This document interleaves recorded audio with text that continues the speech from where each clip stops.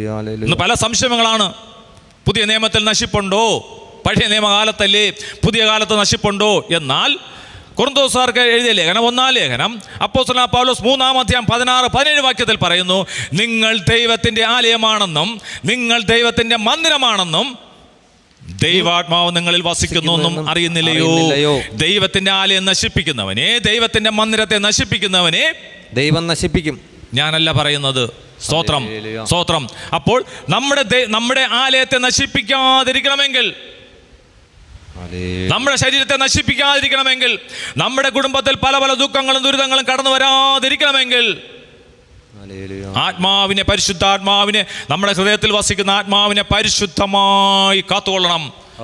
പരിശുദ്ധാത്മാവ് പരിശുദ്ധമായ സ്ഥലത്ത് മാത്രമേ വസിക്കുകയുള്ളൂ.